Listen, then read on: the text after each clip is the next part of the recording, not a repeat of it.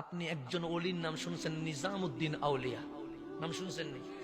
উনি কি তরবারি দিয়ে ইসলাম প্রচার করছে, বোমা দিয়ে করছে, কুফাইয়া করছে?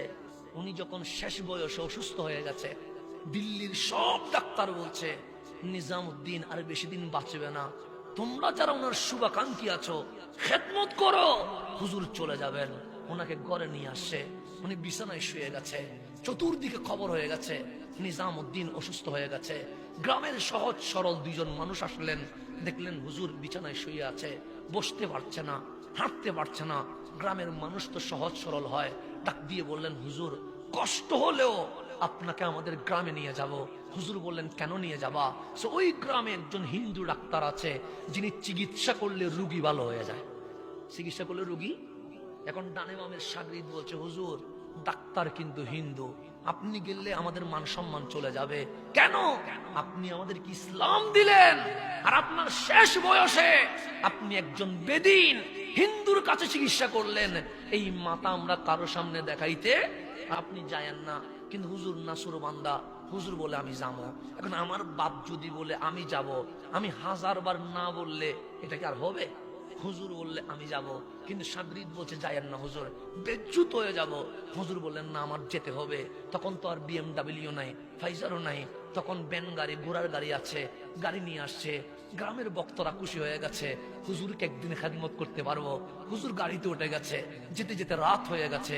গ্রামের মানুষগুলো ডাক্তারের সিরিয়াল নিয়েছে, আগামীকাল সকালে 1ম নাম্বার নিজামউদ্দিন আউলিয়া ঢুকবে।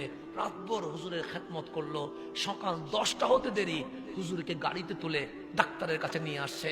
1ম সিরিয়ালে নিজামউদ্দিন আউলিয়া ভিতরে ঢুকছেন, ডাক দিয়ে বললেন ডাক্তার আমারে দেখলে কি ভয় লাগে? ডাক্তার বলে ভয় লাগে না, আমি যদি একলা কথা বলি তোমার কোনো সমস্যা আছে? ডাক্তার বলে কোনো সমস্যা নাই, তাহলে তোমার হেল্পারকে তুমি বের করে দাও।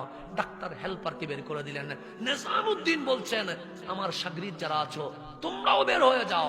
সবাই বের হয়ে গেলেন, ভিতরে আর কেউ নাই। বললেন ডাক্তার দরজা বন্ধ করো।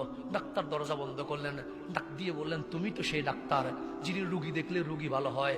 ডাক্তার হাসি দিয়ে বললেন এই মুসলিম দরবেশ, মানুষ তো তাই বলে, আমি নাকি রুগী দেখলে রুগী কি হয়ে যায়? ভালো হয়ে যায়। তখন নিজামউদ্দিন আউলিয়া বলেন কোন মেডিসিন দাও যেই মেডিসিনের রুগী ভালো হয়? তখন ডাক্তার হাসি দিয়ে বলেন দিল্লির ডাক্তার যাই পড়েছে, আজমিরের ডাক্তার যা পড়েছে, আমিও তো তাই পড়েছি। মেডিসিন তো একটাই, পেটের ব্যথার যে মেডিসিন আমি দেই সেই মেডিসিন অন্যরাও দেয়, তো কিসের রোগী ভালো হয়?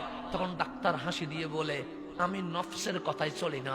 নফস যদি বলে যাও আমি যাই না, নফস যদি বলে ঘুমাও আমি ঘুমাই না, নফস যদি বলে খাইও না আমি খাই। নফস হ্যাঁ বললে আমি না করি, নফস না বললে আমি হ্যাঁ করি। আমি বিপরীত করি বলে আমার মন বলছে এই আধ্যাত্মিক পাওয়ারের কারণে রোগী ভালো হয়ে যায়। আমি নফসের কথায় চলি না, আমি নফসের পূজারি না। তখন নিজামউদ্দিন আউলিয়া বলছেন আজকে পর্যন্ত কোনদিন কি নফসের কথা শুনেছ? শুনি নাই। নফস না বললে আমি হ্যাঁ করি, হ্যাঁ বললে আমি না করি। আমি একটা কথা বলবো, তোমার নফস যদি না বলে তুমি হ্যাঁ করবানি? ডাক্তার বলে অবশ্যই করব। কেন? আমি তো আমার নফসের বিপরীতে চলি।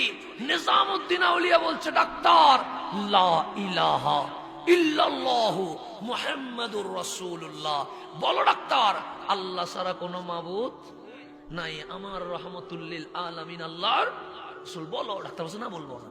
কেন? তোমার নফস কি বলছে? নফস না বলছে, তো তুমি না বললা, না বললে হ্যাঁ করে দাও। আজকে তোমার নফস বলছে কালিমা পড়িও না, তো তুমি নফসের কথায় পড়বা না, এটা তো তোমার সিস্টেমের বিপরীত হয়ে যায়। ডাক্তার আর ডানে বামে দেখে নাই, নিজামউদ্দিন আউলিয়ার কণ্ঠে কণ্ঠ মিলিয়ে কালিমা পড়ে ফেলেছেন লা ইলাহা ইল্লাল্লাহু মুহাম্মাদুর রাসূলুল্লাহ সাল্লাল্লাহু। ডাক্তার বলেন দরজা খুলে দাও। দরজা খুলে দিলেন, বক্তরা দৌড় দিয়ে ঢুকেছে। তখন বললেন গাড়ি রেডি করো। সবাই বললেন নিজামউদ্দিন মেডিসিন নিবেন না? বলছে আমি তো নিজের চিকিৎসার জন্য আসি নাই, আমি তো ডাক্তারের চিকিৎসা করার জন্য আসছিলাম। কাজ হয়ে গেছে।